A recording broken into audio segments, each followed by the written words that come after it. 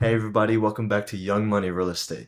Today's guest, we have someone who in 2018 bought their first fourplex without any of their own money to now 5 years later involved with over 350 million in real estate.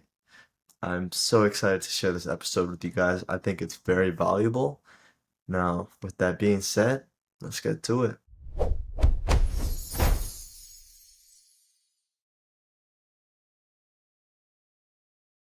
All right, sweet. Well, thank you for joining me. Could we just start off with like a little introduction? Who you are? Tell us. Yeah, absolutely. My name's Dallin Schultz, born and raised in upstate New York. And after high school, I went to school in Hawaii for a year and then moved to Arizona because in Arizona, you don't have to shovel sunshine. So that's a little bit about me and where I'm from. I started in the medical field. I wanted to specialize, to become a nurse anesthetist, and then get into real estate and through an experience I'm sure we'll get into in a little bit, I experienced this pivot, and that was back in 2018. So I left the medical field completely, jumped into real estate full time, and just over the last 6 years or so have just really been building up our portfolio and serving other people in the space. Could you tell me the story that you told us in Phoenix? Yeah, how I got started in real estate.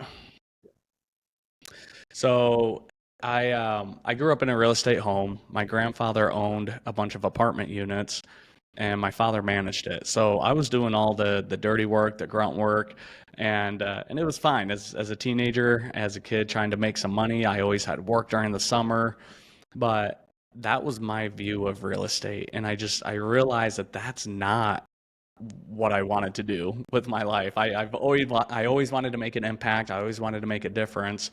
And looking back, that's naturally why I gravitated towards the medical field because people are going to get sick, people are going to get injured, and being able to serve them and help them in that capacity, I think is really what drew me into the medical field in the first place. So that's what I decided to do. And I wanted to specialize, as I mentioned, and become a nurse anesthetist. I mean, they'll make a few $100,000 a year, and then I was going to get into real estate. So I knew I always wanted to own real estate. It made sense to me, but I didn't know how to do it. Like I said, I grew up doing all the grunt work, so I had those handyman skills, but I didn't have that business mindset or that business knowledge, and I never once thought to pick my grandfather's brain on how he purchased all of these. It wasn't a thought as a teenage kid. So, starting my career in the medical field, I was working in the emergency room. I was just recently graduated. I was probably 6 months into that job, and I broke my leg playing soccer. And I remember sitting in the hospital bed in the emergency room that I worked at, and while my coworkers were taking care of me, and realizing that this idea of this safe and secure job wasn't as safe and secure as I thought. I knew people were going to get sick. I knew people were going to get hurt, but I failed to realize what would happen if I was the one in that bed. And my wife and I had two kids at the time. We have four now.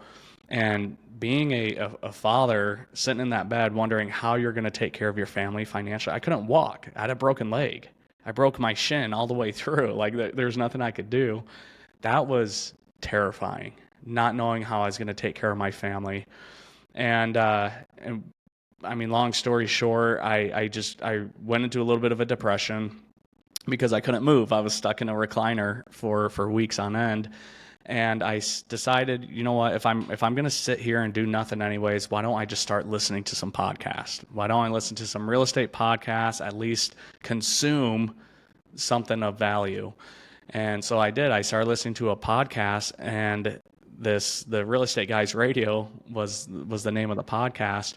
And there was this guy and this purple book that people kept talking about. I mean, you and I probably know what it is, Rich Dad, Poor Dad. And when somebody recommends, and multiple people recommend something over and over, and you hear it over and over, you start taking note of it. So I hadn't read a book in years for just for fun. That wasn't me. But since I was stuck in this recliner, I ordered that book, and something in my brain clicked when I read that book. And 2 weeks later, we bought our first fourplex without any of our own money. And then a couple months later, we bought a second one. And at that point, I had caught the real estate bug. And I knew that's what I want to do for the rest of my life. I couldn't leave the medical field quite yet because I still had to take care of my family. But that's really what got me jump started into real estate. And shortly after that, I started learning about funds and syndications and how to raise capital to purchase these large type of apartments that my grandfather had owned when I was a kid. So that's what we started getting into. We don't look at anything less than 100 units. We currently operate a private equity fund, and we invest in properties and with operators across the country. I'm so glad I got to hear that again. It's such a good story. So tell me, how did you get the fourplex without any money down or your own money, right? Yeah, it's a great question. So after reading that book, I didn't know where to start. I didn't know Bigger Pockets was a thing. Podcasts were going on, but they weren't as popular as they are now. So not knowing where to start, I knew I could manage a small property because I grew up doing that type of stuff. And the home we actually owned at the time, we had a 1 unit apartment in the back that we were renting out to offset the mortgage. So a 4 unit didn't seem scary to me. It seemed very practical.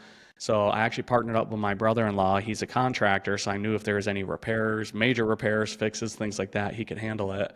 So I ended up calling up an old landlord, and this lady, like, awesome. My wife and I rented from her when we had our first kid. It was a small little 1 bedroom fourplex that we rented from, and she was a little older in years, and so I decided just to call her up, thinking maybe she'll want to sell. I don't know.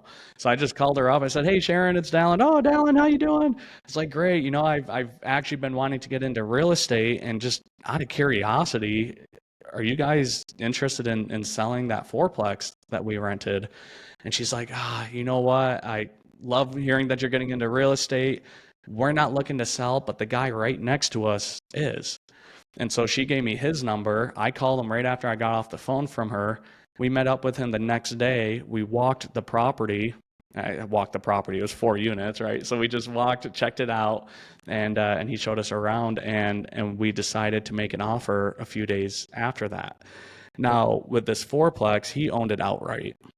So we paid $200,000 for it, so 50,000 per door, and he said that we utilized the seller carryback. Now, at the time, I didn't even know what that was, but since he owned it outright, he was essentially being the bank for $175,000 of that 200,000, meaning we had to come to the table with 25,000.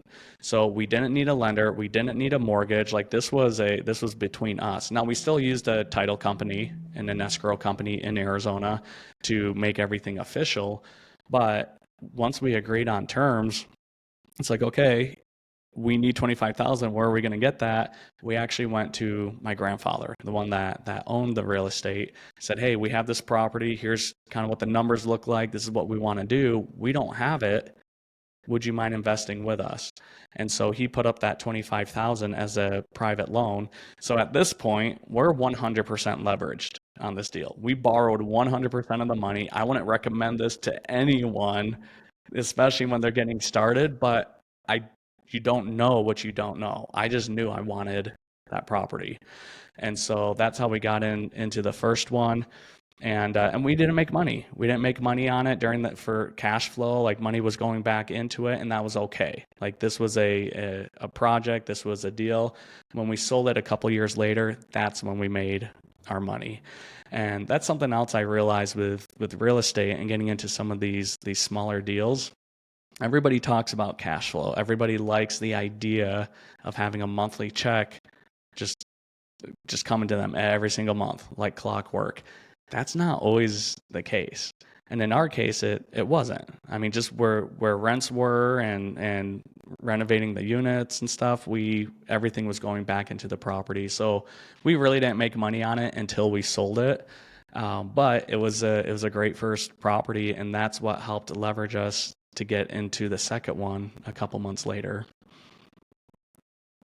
So how did you end up scaling from just going from that one property to all these big 100 units now? So after we bought our second fourplex, and at this time, I didn't even know you could invest into large apartments. I didn't know it was a thing. So I was just starting with what I knew we could do, what I could see, what I could envision, and that was fourplexes. So I was like, great, I'll just build up this huge portfolio of fourplexes, and eventually we'll get to a certain amount of units. And so that was the plan. But then I heard again on a podcast an ad for an apartment investing conference that was happening in Dallas. I heard this ad is like a Tuesday or Wednesday, and it was starting Friday. And I didn't know the guy that was putting it on. Excuse me. I didn't know the guy that was putting it on, but the guest speaker he had, Grant Cardone, I had been familiar with Grant Cardone. I was like, I don't know who this guy is, but I'll go listen to Grant. I know he's big into apartments, and it was an apartment investing conference. So we got our tickets like 2 days before. Flights were ridiculously expensive since it was so last minute. So my brother-in-law and we jumped in the truck and we just drove like 13 hours straight from Arizona to Texas to show up at that conference. And at that conference, that's when I was introduced to this idea of funds and syndications and raising capital from other people and getting into something much bigger than you could on your own. And again, this was another pivotal moment. Something in my brain just clicked. I was like, this is it. This is how I can get out of my medical field job and get into real estate full time as an investor. And so even though I had that mindset shift, you can't go from buying fourplexes to multi-million dollar properties overnight. And I knew it was going to take a network. I knew it was going to take education, and I knew it was going to take time. So I actually stopped buying real estate. I decided to stop buying fourplexes and just go all in on my education, on my network, and get around people doing what I wanted to be doing. So that's where my investment and time and money went over the last, or for a couple years after that.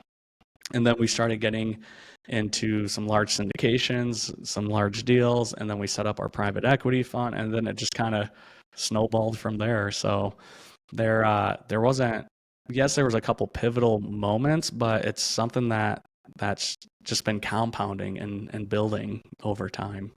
It's definitely not a get rich quick scheme. So if anyone's listening to this thinking that real estate will be that for them, it's not. Like, you'll hear people that are making money on flips and things like that, but it's a long-term play. It's not a get rich quick, it's a get rich for sure. So when you made that switch to just full-time finding investors and partners, what was that process like? How did you find your first investors or partners? You you you find your first investors from your existing network. These are people that you've been building trust with and connecting with for years, and they know you, they trust you. But even though they might trust you and know you and like you, when you come out and say, "Hey, I'm no longer a registered nurse. Now I'm a this real estate mogul. Why don't you invest with me?" They're like, "Whoa, whoa, whoa! Like, where's the Dallin we used to know? Like, what happened here?" So when I made that shift, it it didn't happen overnight. Like, I left the medical field, and part of that, I had a foot in two worlds for quite some time. I was still working as a registered nurse to take care of the family, and then I was still doing the real estate, but it got to a point where for me, I had a foot in two different worlds, and I knew if I wanted to get to the level I wanted to, I couldn't I couldn't half-ass two things, right? So I decided to just leave the medical field, jump full time into real estate, and that helped jumpstart things, but it still took months and years, and still I'm building my personal brand of being Dallin the real estate guy, not Dallin the ER nurse or the cardiac nurse. And that's, I mean, that was years ago. I left in 2019, October 2019, and I haven't looked back. Well, dang, it is October. So that was what, 6 years ago. Holy cow. It's wild. It's wild looking back. But that those first few months, it was again just all about my personal growth, personal develop, building my personal brand. And part of doing that, I decided to set up an apartment investing meetup here in Phoenix. And there was a few of them that were going on at the time, but more casual, like show up at a bar and 15, 20 people interested in real estate will come and talk. I wanted something more. I had gone to these large conferences and these large events, and I just felt motivated and inspired and energized by what people were doing. So I wanted to do something like that, but on a smaller scale. So we ended up launching the Rev Multifamily Meetup, and we became the largest apartment investing gathering that met every single month in the state of Arizona.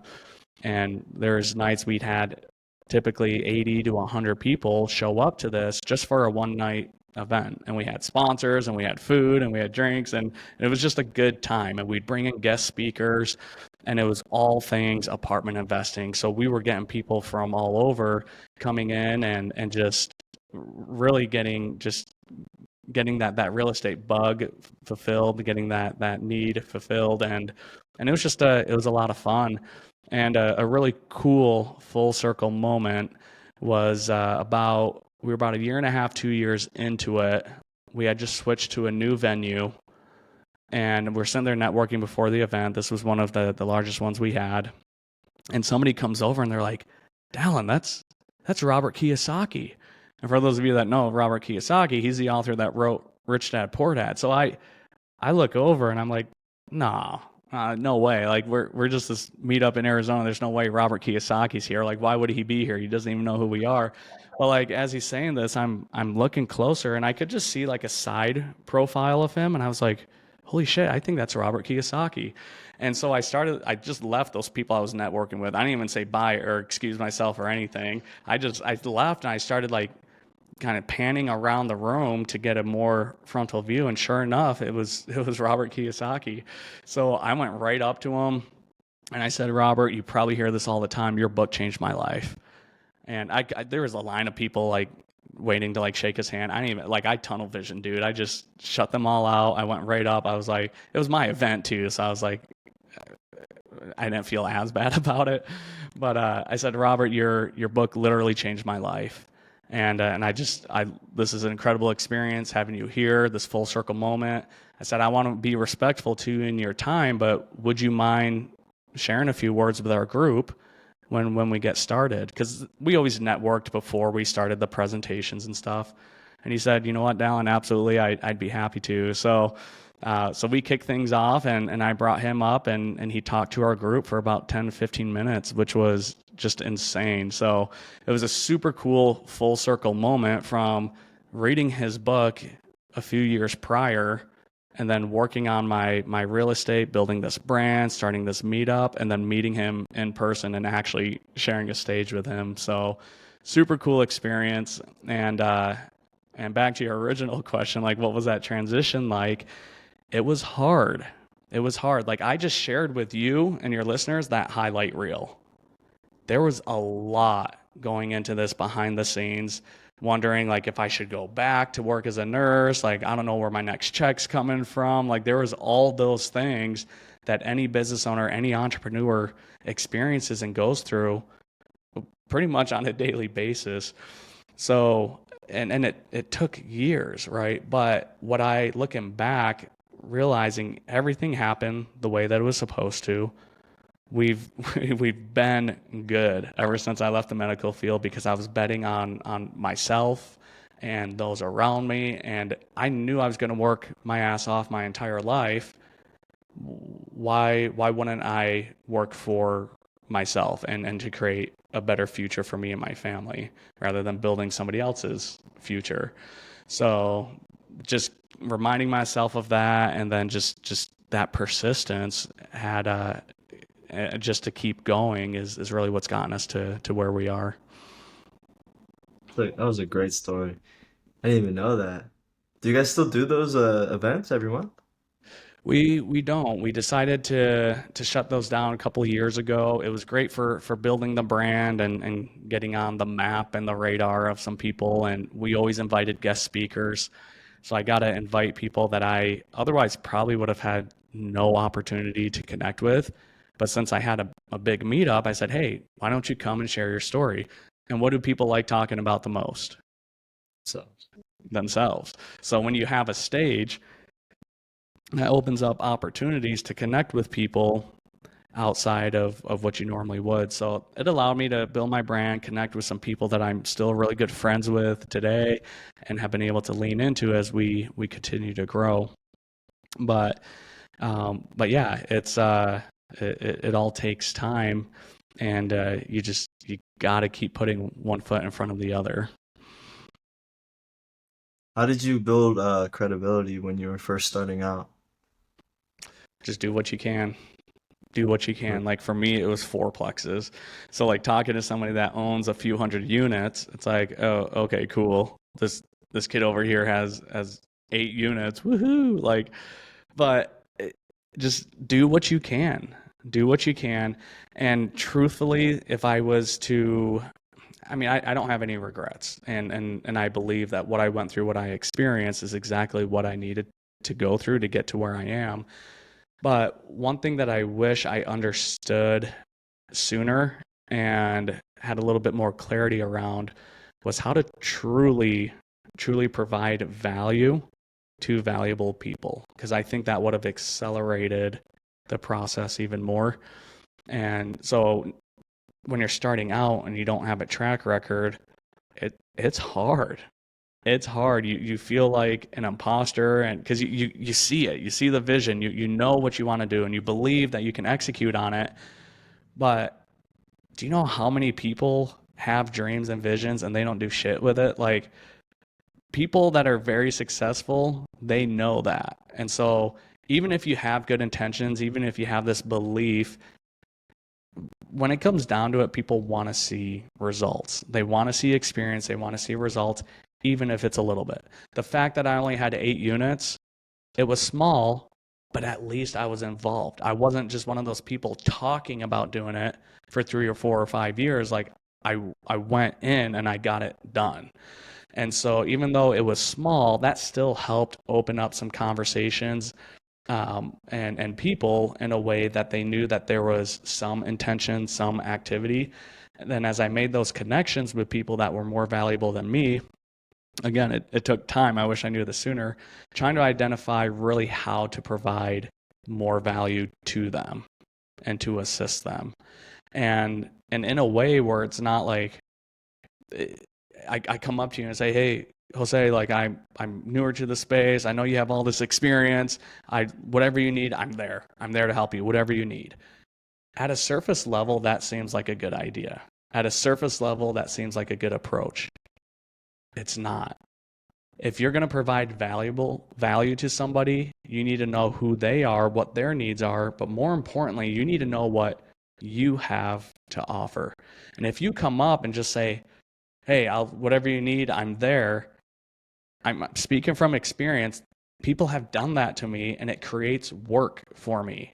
I'm looking to find people to take stuff off my plate. And if you don't even know what value you can provide me, and I have to sit here and try to figure that out for you to make sure I'm putting you in the right seat and in the right position, that creates work for me. So that's not valuable. Like I understand the intentions behind it are good, but it doesn't serve a purpose.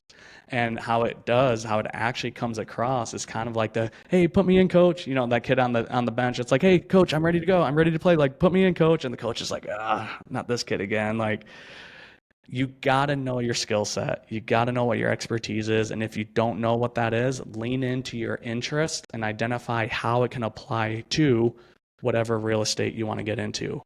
So once you dial that in and then you find that operator, then you go up to them and say, hey, Jose, I'm Dallin. We've never met before. I own a few units, but one of my expertise is numbers. I went to school for accounting. and I'm really quick and efficient with numbers. I can underwrite deals.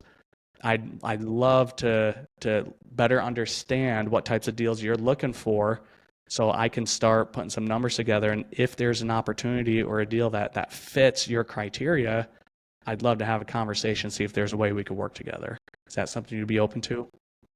So do you see the difference there in like being clear in your strengths and the value you offer versus, hey, whatever you need, put me in. Like I'll do it. I'll do whatever you need.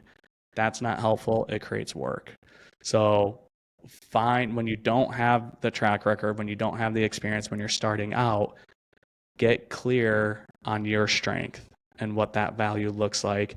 And you might need to lean into it for a year or two. You might need to learn it. The great thing is you don't need college education for any of this. All the things that you want to learn, maybe it's marketing, maybe it's sales, maybe you're good at building trust with people. So maybe you start creating trust and generating potential investor leads for this operator. That's extremely valuable because every operator, anyone investing in real estate needs capital at the end of the day. So just figure out what that skill set is, what that strength is that you have, and lean into it. Dial it in, put in the hours, even if you're working a full-time job, do nights, weekends, whatever you got to do. But that transition out of whatever your W-2 job is into real estate, it's hard as hell, and people don't talk about it enough. And to be honest, my mind probably blocked out how difficult a lot of that was, and otherwise I wouldn't keep doing what I'm doing. So you just got to lean in, and at the end of the day, just provide value to valuable people. Something they talk a lot about, just providing value to valuable people. It's something I'm still trying to figure out, and I definitely would be valuable to do Well, so. what? Okay, so let's talk about this for a minute. So what energizes you? Energizes me? Yeah, what energizes you? Something that doesn't feel like work. And it doesn't have to be real estate related. The gym. The gym? Okay, what about the gym? Just going in general, lifting weights, that's always something. Like, I will always not complain about that. Okay, because you're getting healthier, you're getting stronger, you're getting more fit, you release the endorphins. What else energizes you in life? What makes you feel fulfilled? Being productive, Okay, what does that look like? just getting, schoolwork done, studying real estate, reading books like Rich Dad Poor Dad. Oh, you got it right there, huh? Yeah. So being productive, getting stuff done. Do you Learning new consider, things. okay, learning new things? What would you say is one of your superpowers? One of your strengths? AI. I'm getting really good with AI right now. Okay, so there we go. Now we're getting on to something, right? Because there's a lot of people in real estate, the old money, they got the experience, they got the money.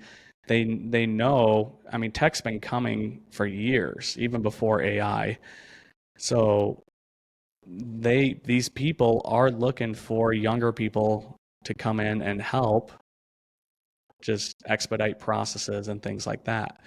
So maybe that's where you start. Maybe you develop something fascinating with AI that's going to save time and help them make money, and then you start connecting with those people and you help them try to see and understand how this new tool or how this new thing can provide value to them. And maybe you don't even get paid for it, especially when you're starting out. Maybe you just say, "Hey, here's what we have. Here's what I understand that's going on in your business. I'd love to implement this, and I'm not even looking for anything." If you're just willing to be a mentor of some kind, right? So that's an example of finding a piece of value and providing it to other people. Now, obviously, you need to get more specific than that, but that's the process you need to take yourself through. Ask yourself what energizes you, what makes you feel fulfilled, what do you feel like you're good at already, and then once you have that, identify a need in the marketplace. Identify something that's creating friction for people around you. And then you lean into it, and then you just network and find people that have that need, and then you insert it. And you'd be amazed. Like, People might have a great idea and think like, oh, nobody needs this. This isn't going to work. It You won't know until you take it to market. You won't know until you try to get it in front of people. And that resistance, people want a quick win. They want this new idea or this invention or this AI tool to be the next Facebook, right? And just blow up overnight. That never happens. That's a myth. I've interviewed hundreds of multimillionaire business owners on one of my other podcasts. None of it happened overnight. It was years of persistence and diligence and just fighting that resistance. Jose, you said you like going to the gym. How do you build muscle? How does the body build muscle? To put resistance. You literally need to push against opposing forces to create resistance to build your muscle. Your life, your business, it's a living, breathing organism, right? It's no different. But for some reason, like, people understand that when it comes to the gym. You need weights, you need that resistance, you need that opposing force to make you stronger. But when it comes to life, when it comes to business, people experience that opposing force and like, no, this was a bad idea. I knew it was a bad idea. I'm going to go try this other idea. And then they bounce around anytime they meet that resistance. It's that journey, it's that process that you individually need to go through to be comfortable being uncomfortable and fight and push against that resistance. That's going to make you stronger. That's going to make you better. It's going to make your business more successful. And the first business you start, it's probably going to flop, but you learned and you built some business muscle to then take into the next one, right? Somebody that's never gone to the gym, they can't sit down there on the bench and throw up 225, right? It's not going to happen. You got to build up to it. But the problem is people don't have the discipline and the consistency to show up every single day. If you and I went to the gym once a week, we wouldn't be looking as good as we do now, right? I'm just kidding. I go a few times a week, but that's why I'm only showing like from this part up on the Yeah, podcast.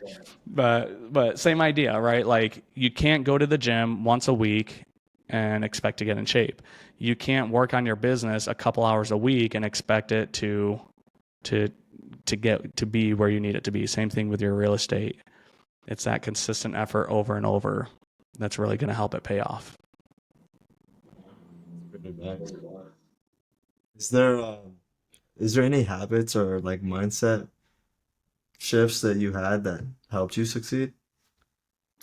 It's a good question. Any habits or mindset shifts? Yeah, there was one. Before I share that, a book on this topic that helped me tremendously is called Atomic Habits by James Clear.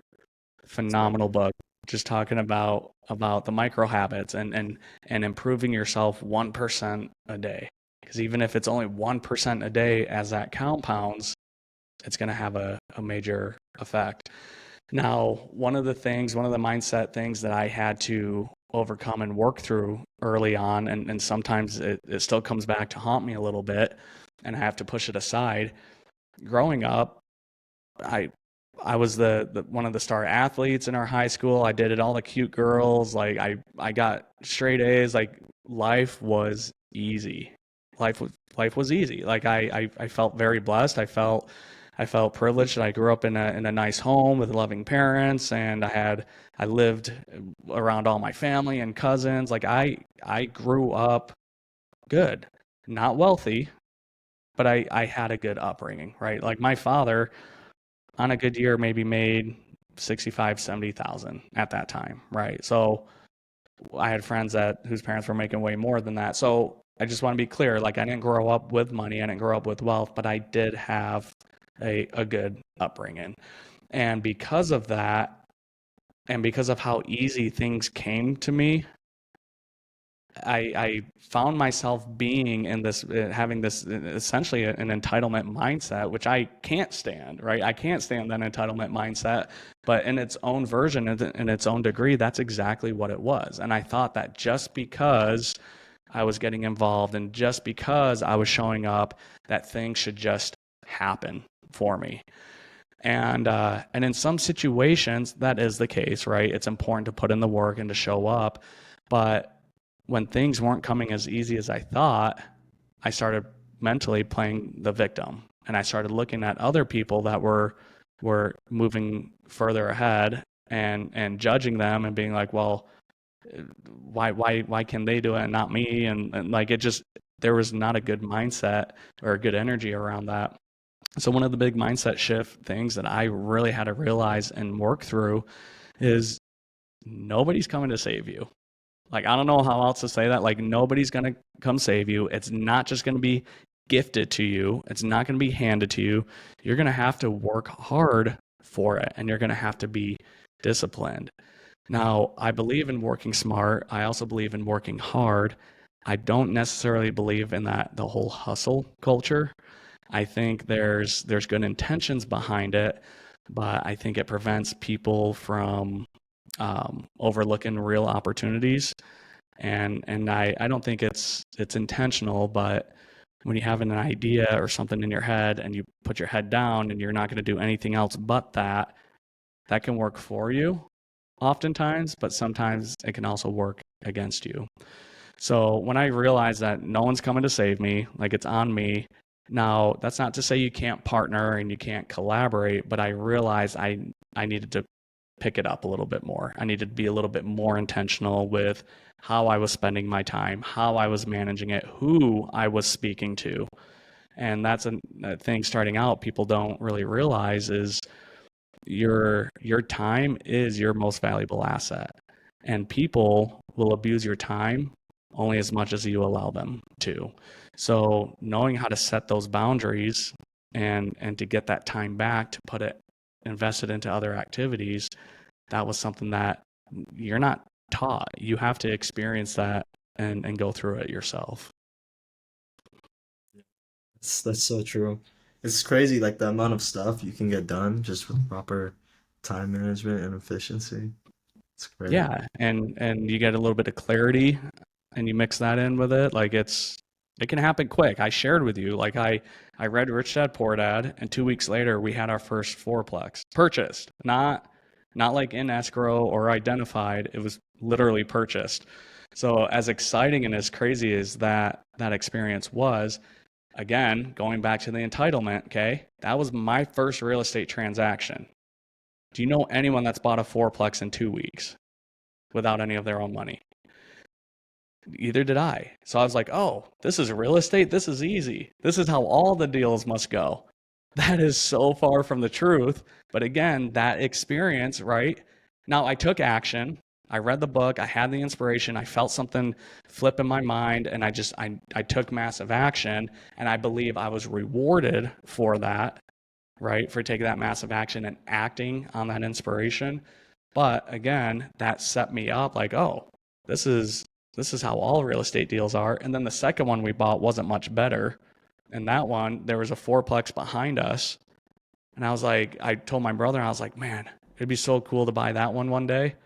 Month and a half later, our realtor calls us up and says, hey, that fourplex right behind you is up for sale. Do you want it? I said, yep. And we got it under contract. So again, even that second one happened really quick. And so it set me up to realize that this is what I wanted to do with my life, but it didn't set me up for the challenges that were to come. Because as we wanted to grow bigger and get more involved, you gotta elevate to a different level of just who you are. And that's what I realized in that first year from leaving the medical field. It wasn't a matter of learning real estate, it was a matter of learning about me and personal growth and development and figuring out who I needed to be able to acquire what I wanted to acquire.